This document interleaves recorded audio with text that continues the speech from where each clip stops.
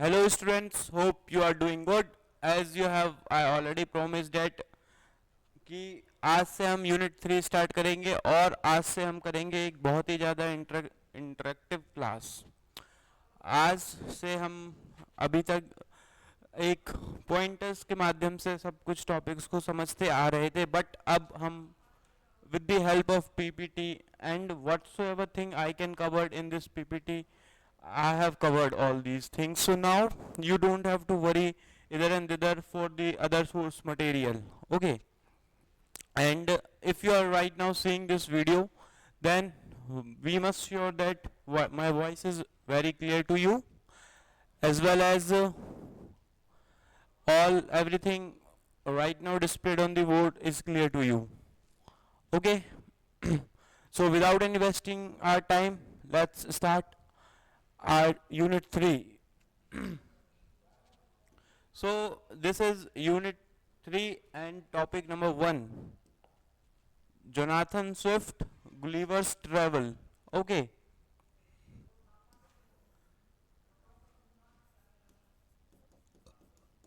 Unit 3 for assistant professor MPPSC English Literature. Okay. Now सबसे पहले देखते हैं गुलिवर्स ट्रेवल्स की एक इमेज है हमारे पास। ये एक गुलिवर्स ट्रेवल है और ये जो छोटे छोटे जो लोग दिख रहे हैं आपको, दे आर लिलीपुट्स। ओके, जानते हैं कैसा क्या रहा, स्टोरी क्या है, सब कुछ जानेंगे। सबसे पहले राइटर का हम ब्रीफ इंट्रोडक्शन लेते हैं। Jonathan Swift, born in 1667 and died eight 1745। Okay, I have already told you that आपको हमेशा जो डेट ऑफ बर्थ है ये हमें पता होनी चाहिए उनकी, है ना, ताकि अगर कोई राइटर क्रोनोलॉजिकल ऑर्डर में आपको आ गया तो आप इसको इजीली कर पाएंगे।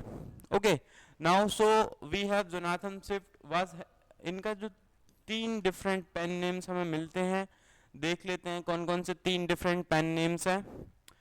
MB. Drapier, Lemuel Gulliver and Isaac Bickerstaff. Okay, these 3 are the other pen name of same writer Jonathan Swift. Okay, now let's have some more detail about him. So we have, he was an Anglo-Irish satiristic, essayistic, political pamphleteer, poet and cleric who became an dean of St. Patrick Cathedral, Dublin. Okay, आपको इतनी information को याद कर लेना है कि हमने जो अपनी एक, मैंने यूनिट 9 क्यों पढ़ाई आपको, सबसे पहले मैं बताना चाहता हूँ, क्योंकि उसमें जितने भी चीज़ें थी वो सब आपको हेल्प करेंगी इन सब यूनिट को सीखने में। इसीलिए मुझे यूनिट 2 के बाद सीधे यूनिट 9 पे जाना पड़ा और फिर मैं वापस से यूनिट 3 पे आया हूँ ताकि आपको चीज़ें समझ में आ गए। Now you know what is satire, now you know what are the components of essay, what are the political pamphlets, okay, what are the components of a poetry. Okay, all these things I have covered in unit 9, so if you haven't watched that video, please watch unit 9. Okay, now we have unit 3, Jonathan Swift, Gulliver's Travel. This is the brief summary about the writer. He is known for 3 pen name: M.B. Dapper, Samuel Gulliver, Isaac Bickerstaff, and he is an Anglo-Irish satiristic, essayistic, political pamphleteer, poet. Okay.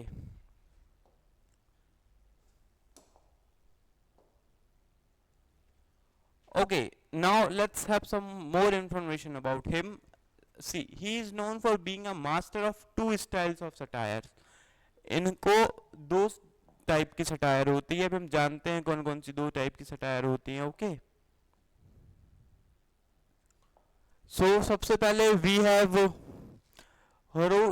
Horatian satire, then we have Juvenalian satire. Okay, so he is the master of 2, he know both the satire. Okay, Horatian and juvenilian. Okay, so let's see what is it. Horatian satire, named after Roman satiristic Horace and criticize some of the social vice through gentle, mild and light-hearted humor. आप किसी भी चीज के ऊपर आप व्यंग तक कसते हैं, सटायर करते हैं, सोसाइटी के ऊपर करते हैं, तो उसका आप ये देखिए ह्यूमर ने कैसे किया हुआ है। तो आप जेंटली, ज़्यादा नुकसान नहीं पहुंचाते, माइल्ड, हल्का सा एंड लाइट हार्टेड ह्यूमर के यूजिंग करके आप अगर किसी पे सटायर कर रहे हैं, then it is considered as the Horatian satire. If I talk about the Juvenalian satire, named after the Roman satirist Juvenal, okay, and he addresses social evil through scorn, outrage and savage ridicule. मतलब समझ रहे हैं आप, यहाँ पे बहुत ही ज़्यादा mild है, लाइट हार्टेड ह्यूमर है, बट यहाँ पे ह्यूमर बहुत ज़्यादा हैवी है. आउटरेज दिखेगा आपको, सैवेज रेडिकुल दिखेगा, स्कॉन बहुत ही तीखा, मतलब एकदम बहुत ही ज़्यादा. Okay, these are the two type of the satire. You just have to remember it. It is not going to ask you in the examination, but just have an idea what is this two kinds of satire are. Okay,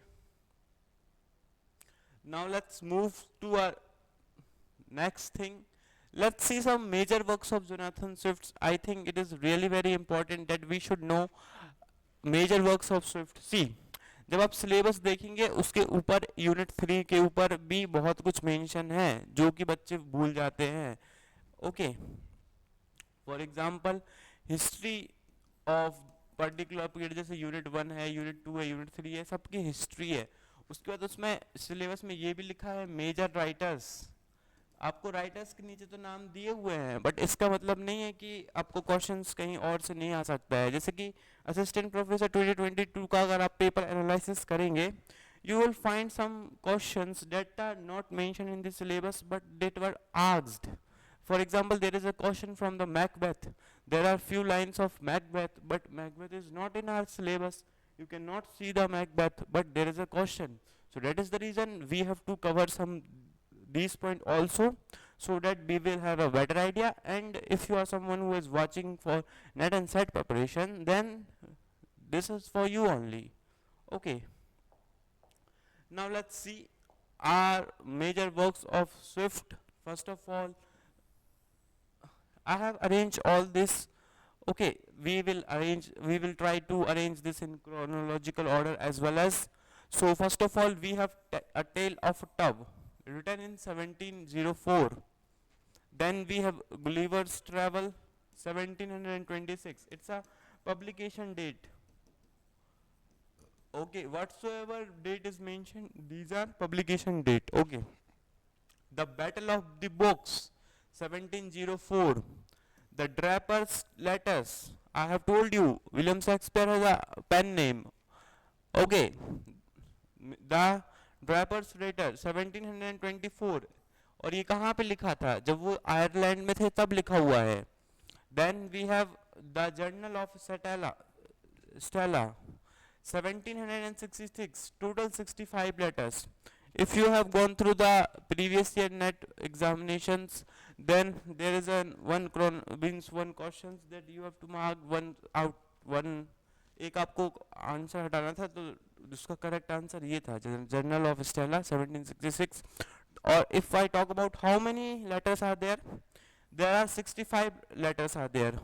Okay, this is also an important thing, like in examination you should be asked like how many letters are there in the journal to this stela. Okay, on number 6 we have the Bickerstaff. I have told you in the beginning that Jonathan Swift have 3 names. You can see one name here and another name is here. Okay, so why I have told you the pen name? Because you will able to easily recall these terms.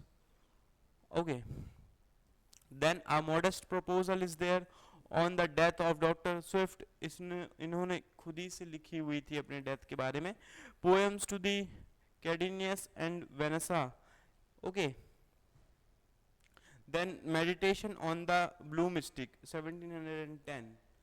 Okay, So I have mentioned these publication work because these are the very important, and if you are interested you can find it by yourself when this is published, when this work is published, when this work is published. Okay, and last I have mentioned the publication date. So in very quick time जितना हो पाया मेरे से मैंने research की, पता लगाया publication date, और मैंने यहाँ मेंशन कर दिया है। और मैं हमेशा स्टूडेंट को टास्क देता हूँ, I like giving task to my students so that they will engage in productive activities. Now your next task is to find this publication date, and if possible you can comment in the comment section. Okay, now let's move further. I hope all the major works आपको पता चल गए होंगे, Jonathan Swift के आप कहीं पे लिख सकते हैं। और if you are someone who wants this slide, then you can WhatsApp me or Telegram me on this number. I will share it with you. Okay, now let's move further.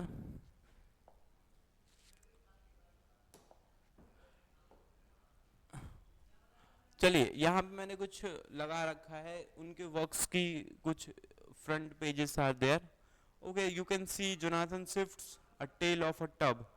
This is a tub, and then there is a little man here, and some man is there. You can see this picture is so much attractive, correct? Now, classic to Jonathan Swift, A Modest Proposal. Okay, now we have a beautiful quote by the Jonathan Swift. Every man desired to live long, but no one wishes to be old. सबको लंबी उम्र चाहिए, सबको जीना है बहुत ज़्यादा, but कोई भी बूढ़ा नहीं होना चाहता. और ये कोट कहाँ का है? It is very really very important from your point of view, क्योंकि ये हमारे गुलिवर्स ट्रेवल का कोट मिलता है जोनाथन स्विफ्ट के द्वारा. Every man desires to live long but no man wishes to be old. Please note it down. This is really very important quote from this particular work. I hope with these images you are very clear. Okay.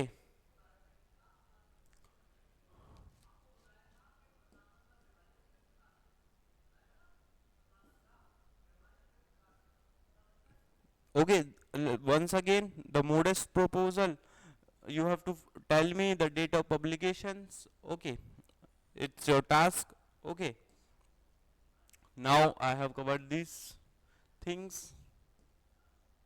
Now let's see our work that is mentioned in our assistant professor syllabus. So first of all, we have Gulliver's Travels, publication date is 1726, and complete, let's talk about the complete title, because in examination several times the complete title of a particular play or work is asked. So that is the reason why we must know the full title of each and every work, if there is a full title. Okay, if there is no full title, then there is nothing to worry about. तो हम देखते हैं कि complete title क्या है इसका. Travels into the several remote Nations of the world. Gulliver's Travels, complete title, travels into the several remote nations of the world. It is in the 4 part. और जो हमारे you can say protagonist or you can say the lead role जिसका है उसका नाम क्या है? Samuel Gulliver. And this particular person is, you know, by profession is a surgeon. He is a surgeon. And फिर इसके बाद ये बनते हैं कैप्टन ऑफ सेवरल शिप्स.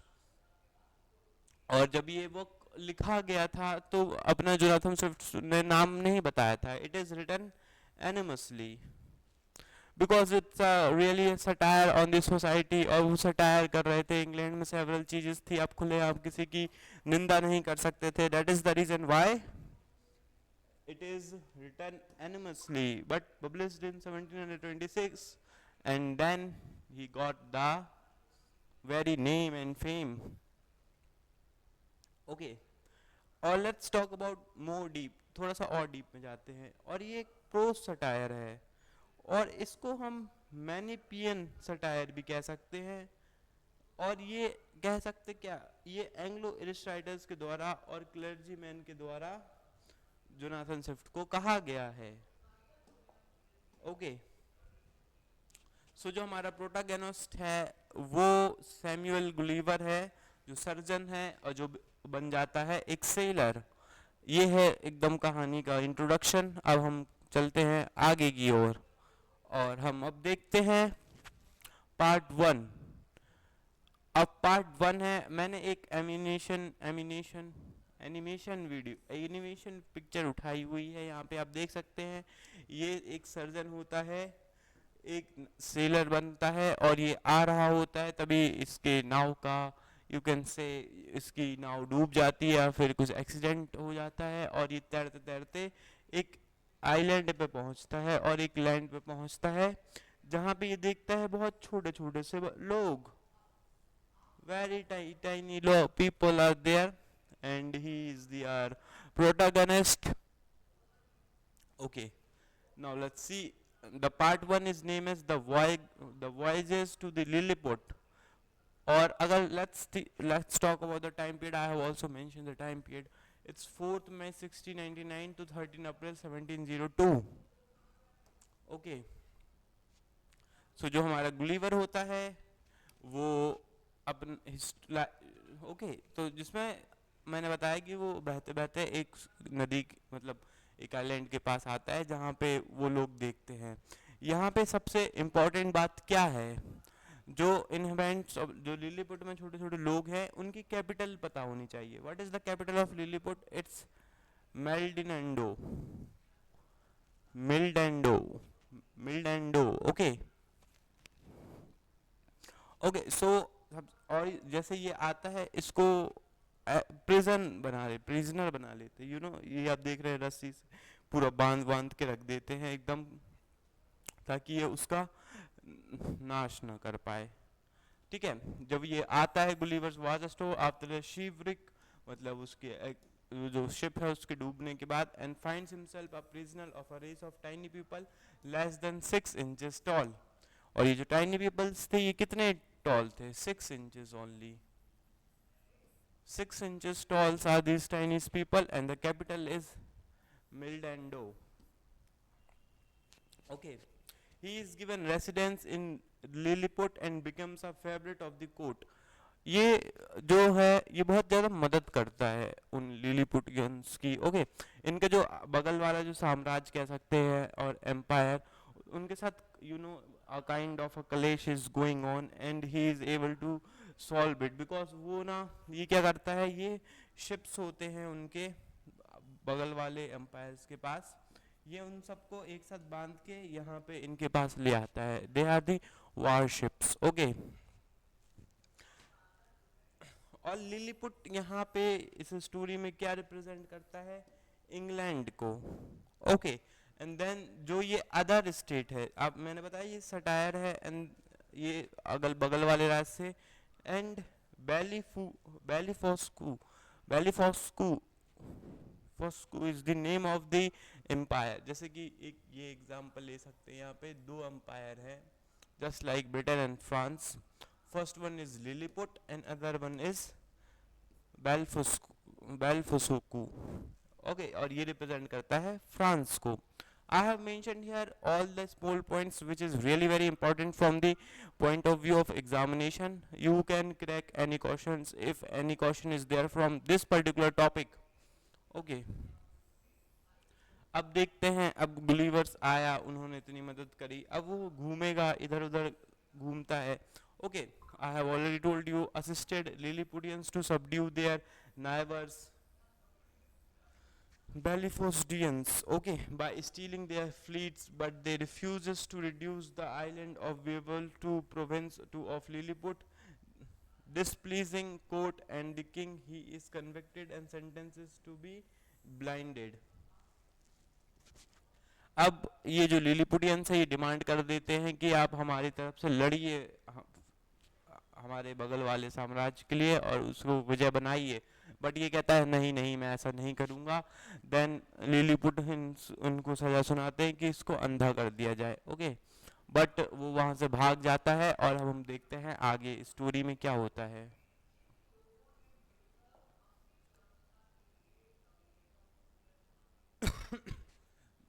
उसका एक बहुत अच्छा दोस्त बनता है लिलीपुट में, और with the help of that kind friend he escaped to Belfuscu. Okay,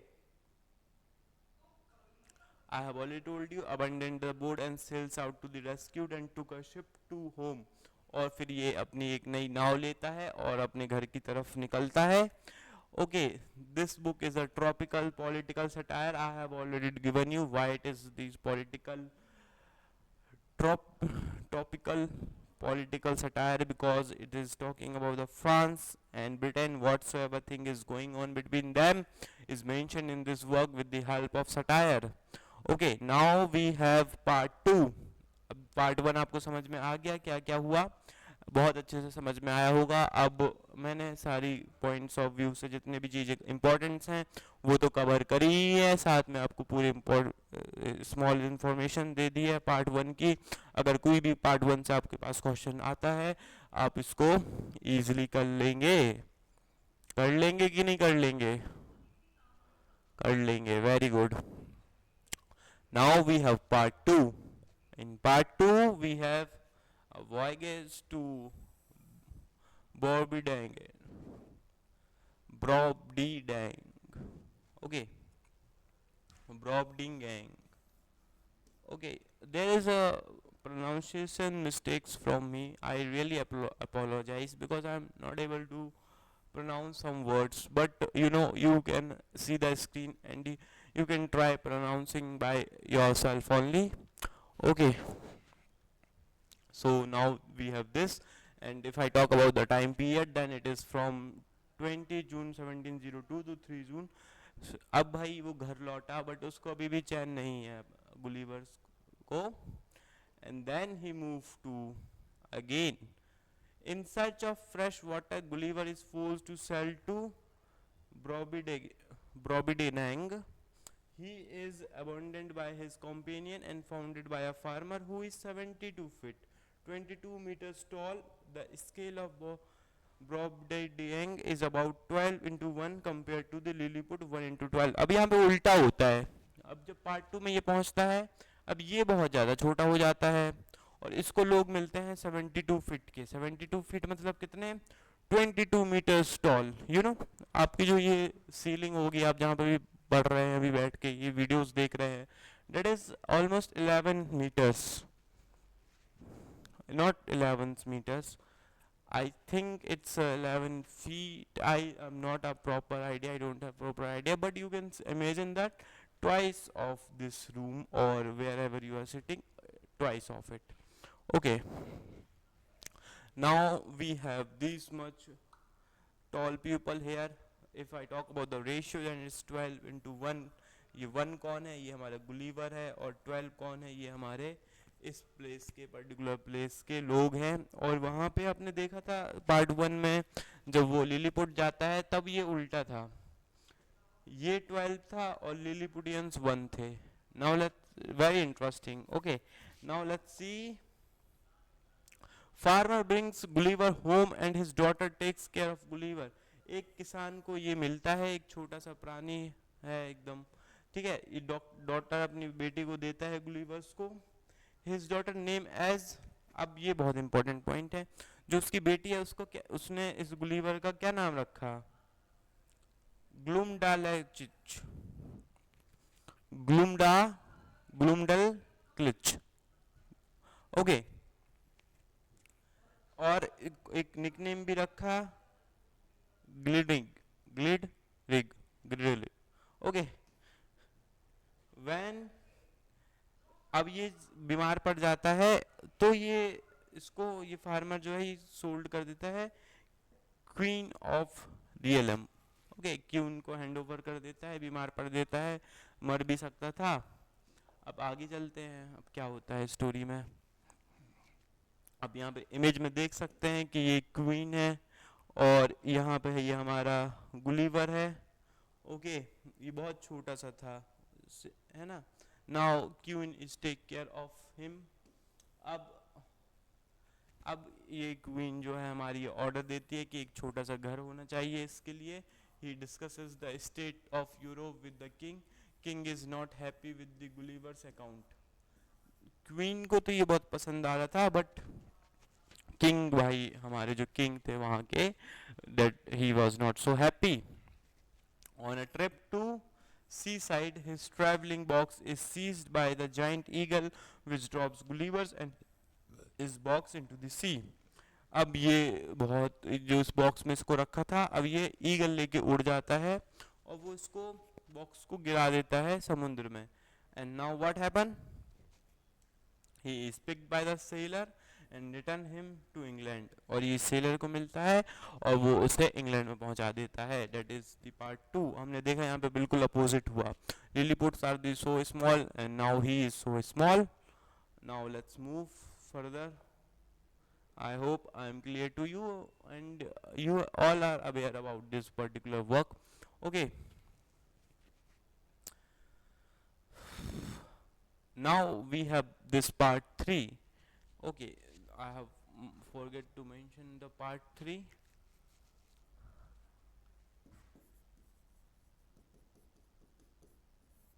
It's the time period 5 August 1706 to 16 April 1710. This part is called on the satire on the royal society. जो हमारे अभी ये royal society है, इस पे अब satire होगा. अब हमारे जोनाथन स्विफ्ट रॉयल सोसाइटी के ऊपर करेंगे satire.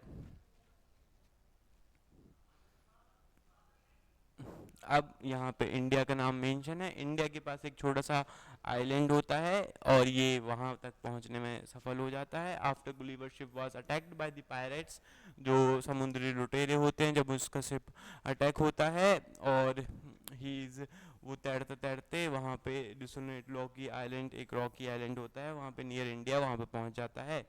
Fortunately he is rescued by the flying island of Laputa. एक ऐसे हवा में उल्टा उड़ता हुआ आइलैंड मिलता है. ओके, और इसका नाम है लपूटा. ठीक है, और ये जो लपूटा है ये एक डिवोटेड सिटीज है. Art of music, mathematics, but unable to use them partially.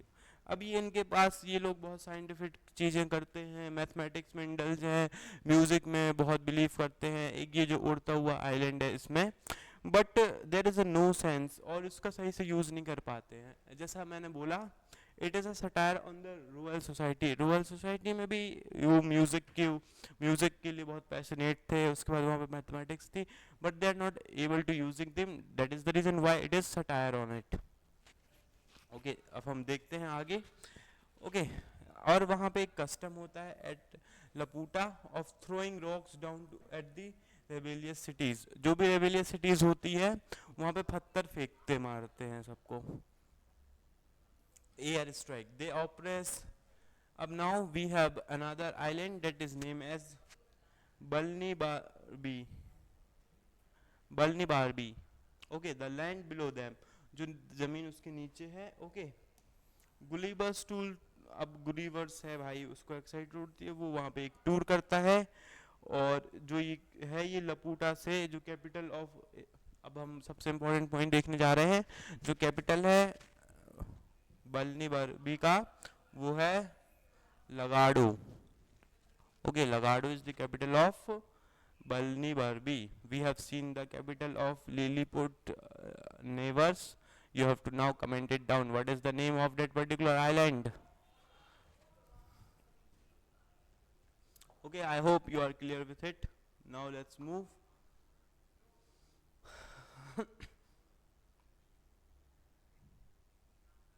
अब एक और सबसे इम्पोर्टेंट ट्विस्ट आता है.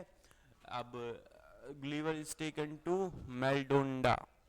Now he is taken where? Maldonada. The main port awaits for the travel. Now he will take off to the Japan. अब ये भाई हमारा जापान चला जाएगा इस पार्ट के बाद. देखते हैं आगे. While he was waiting for the passage, he makes short trip to Glubdibidrib. Okay, you know, these names is really very difficult to pronounce for me, but it's on screen. If you are able to pronounce it, you can pronounce it. Okay, now in this place he visited a magician dwelling and discussing history and with ghost of historical figures. The most obvious of ancient versus modern themes in the book. सबसे important चीज अब यहाँ पे आती है कि क्या आती है, जब ये इस प्लेस पर्टिकुलर ग्लब ड्रिब में जब ये जाता है, वहाँ पे बहुत सारे मैजिकल ड्विलिंग्स होते हैं, मैजिकल पावर्स दिखते हैं इसको, और जो हमारे हिस्ट्री में बहुत इंपॉर्टेंट हिस्टोरिकल फिगर्स है उनसे बातें होती हैं। Okay, in this part. फिर एक और जगह पे है, एक और जगह का नाम है लुग Luggnagg. He encounters the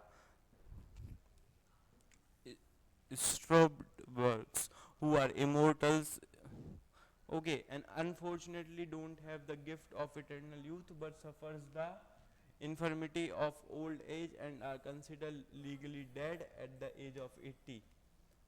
Very important point. But in this particular place, what happened? वो इनकाउंटर्स करता है स्ट्रंग बर्ग से, और ये जो पीपल होते हैं ये इमॉर्टल होते हैं। और इमॉर्टल कैसे होते हैं कि वो इटर्नल यूथ से, you unfortunately don't have the gift of eternal youth, उनके पास यूथ नहीं होता है, बहुत ओल्ड हो चुके होते हैं और लीगली डेड घोषित किए गए हैं after the age of 80। Okay, this is part 3 is only going on. We have seen so many things, and after searching Japan, Gullivers asked the emperor to excuse my performing the ceremony imposed on my countrymen of tramping upon the crucifix, which the empire does. Gulliver returns home, determined to stay there for the rest of his days. अब भाई बहुत चीज़ें देख के आया, बहुत परेशान हो गया, और फिर ये अब अपना रिटर्न करता है होम पे एंड कहता है कि अब भाई मैं रेस्ट करूँगा, अब मैं कहीं नहीं जाऊँगा। बट क्या भाई अपना रेस्ट करता है? नहीं, फिर से इसको एक तरह का चुल मचती है। And then in part 4 he again been to Houyhnhnms Houyhnhnms. Okay, the time period is 1710 to 1715। अब यहाँ पे हमें देखना है कि स्विफ्ट कहाँ पे सटायर करते हैं। तो सबसे पहले English society and human nature के बारे में इस पार्ट में बहुत ज़्यादा बताया गया है। As his intentions earlier was to remain at the home, but he returns to sea once again as the captain of a merchant man. He was board with his employment as a surgeon. अब फिर से ये जब एक जगह पे रहता है तो इसका जो एम्प्लॉयमेंट है एज अ सर्जन, इससे उसे बहुत ज़्यादा परेशान हो जाता है। Okay, now so that is the reason why he have so many tours. Now we will see part 4 of it. Now his own voyage, the crew does not the mutiny and he was abandoned. अब यहाँ पे mutiny हो जाती है, विरोध हो जाता है, और इसको वहीं पे abandoned छोड़ दिया जाता है। and boats and comes upon a race of the hideous, deformed and savage humanoids to which he conveys a violent antipathy. अब जब ये नाव से जब ये इस प्लेस पे जब जा रहा था तो एक म्यूटिनी हो जाती है और इसको अबेंडेंड कर देता है कि आप इसको, और फिर ये एक जगह पे पहुंचता है जहाँ पे इसको रेस ऑफ हिडीसियस, बहुत ही खूंखार, deformed and savage humanoids race मिलते हैं जो किसी को भी मार काट कर रहे हैं, लड़ाई झगड़ा, these kinds of stuffs are going on. And then और यहाँ पे सबसे इम्पोर्टेंट बात ये है कि यहाँ पे ह्यूमन बीइंग्स नहीं थे, ये घोड़े, ये जो घोड़े हैं, घोड़े का लैंड था पूरा, everywhere only horse is there. Okay, talking horses, सबसे इम्पोर्टेंट बात, ये घोड़े बात करते हैं। You can see in the image a talking horse is there. Okay, this place is of full of talking horse and, और जहाँ वहाँ पे जो इंसान है, इंसान को याहूस कहा गया है। Who are the human beings in their base form. Gullivers became a member of a horse household and start admiring them, rejecting his fellow humans याहूज। तो अब याहूज है, और बट अब गुलीवर अपना क्या करता है, एक मेंबर बनता है हॉर्स हाउस होल्ड का, और start admiring them and rejecting human fellows. जो याहूज है उनकी आज्ञा का पालन नहीं करता है और केवल ये घोड़ों से बात करता है, उनके साथ समय बिताता है। Okay. Now, an assembly of Honohams rules that Gullivers is a Yahoo and is a danger of their civilization, so they expelled him. He is rescued by the Portuguese ships, and he is surprised to see that Captain Pedro. There is a one Captain Pedro in the part fourth. Okay, full name है captain का Pedro D. Mendez. Pedro D. Mendez, Yahoo, is a wise, courteous, and generous person. Now he returns to his home England and unable to reconcile himself to living among the Yahoos and became a recluse, remaining in his house, spending several hours a day speaking with the horses in the stable. और जब ये वापस से घर आता है तो इसके स्टेबल में जहाँ पे घोड़े रहते हैं वहाँ पे बहुत सारे घोड़े मिलते हैं और ये पगला जाता है और यहाँ उन्हीं के साथ बात करता है and this is the end of the story. Okay, these are the 4 parts, very interesting. अब कुछ बात करने की, नोट करने की बारी आई है. एक हमारे पास कोट है जॉर्ज ऑरवेल का, वो हम लास्ट में देखेंगे. पहले हम नोट देख लेते हैं कि जो होनोहिम्स है, Houyhnhnms are the race of noble horses who live according to the laws of reasons and nature, while Yahoos are degenerated species of man are serving. और यहाँ पे घोड़े राज कर रहे हैं और ये जो याहूज हैं ये इन पे राज कर रहे हैं. Okay, George Orwell in his politics versus literature an examination of Gulliver travels. सबसे इम्पोर्टेंट चीज़ है कि एक जॉर्ज ऑरवेल ने एक एसेज लिखा है जिसका टाइटल है politics versus literature an examination of Gulliver's travel. He argues that words of the Houyhnhnms is a dearly in general Gulliver's Travel is a social and a political satire, and we have a one very beautiful quote. Let's see it. Who controls the past controls the future. Who controls the present control the past. Very important. See, you are or you all are students, so you control your past, so you will control your future, and if you control the present, you will control the past. Okay, so whatsoever is happening in the past is present. अभी जो हम चीज़ें कर रहे हैं, अगर आपको exam निकालना है अभी आप मेहनत करिए, बस फिर आपको बाद में पछतावा ही होगा अगर आप मेहनत नहीं करेंगे. Okay, this is the end of our video and we have come to the end. I hope with this beautiful slide presentations I have able to giving you everything, all detail that is possible from my side. Now it's up to you, how will you take it. Now after the last I have already told you that I will cover some questions. Okay, so here is some questions. Now you have to answer. What is the primary reason Gulliver's first set sail to the voyage? So to escape political persecutions, to seek adventure and explore new land, to work as a ship surgeon, to trade goods with foreign nations. 4 option is there. Yes, you can tell me the answer in the comment section.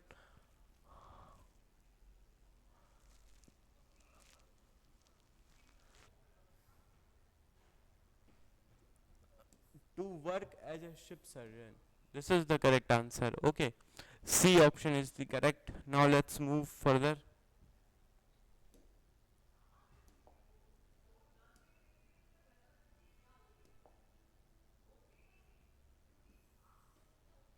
Okay, what is the name of the tiny people Gulliver's in town encounters in the first voyage or part 1? Very easy, Lilliputians. Now let's move to the third question. How does Gulliver leave Borbidiang? He escapes on a raft. He is carried away by the giant eagle. He is rescued by the English ship. He digs a tunnel and sneaks away. Yes, you are correct. He is carried by the eagle. So these kinds of the questions can be framed in your assistant professor examination. Okay. Now who are the Houyhnhnms? Who are they? A race of intelligent horses, a group of savage giants, a species of bird-like creatures, a civilization of Tom. A civilization of talking monkeys. Yes. Ho no home. Oh no no. A race of intelligent horses is the correct answer. Yes, yes. Very good. Very good. Now we have last question. What is the swift primary satirizing in Gulliver's Travel? What is the primary? I have already answered in C. Human nature, politics, and the society is the correct answer. Okay. Test series is available on our platform. If you are interested who wants a test series, after covering each and unit there will be a test is going on, and already unit 1 test is going on, and after that we will have unit test number 2 soon. So if you are someone who really wants to crack this examination, you should be do this mock test practice. I have set the paper already. If you want it, you can comment me down all details, okay, on this number. I will provide you the unit 1 question paper and you can solve it, okay. Okay, that's all from my side. Hope you like this video, and I have already told you you can either join me or you can contact me on this particular number, okay. You can follow my WhatsApp channel or you can join my Telegram group as well. As for notes and PDFs, you can contact me on this number. Hope everyone who is watching my video will able to clear the assistant professor examination. And that's all for the today. Have a nice day. Thank you so much for being here. Thank you so much.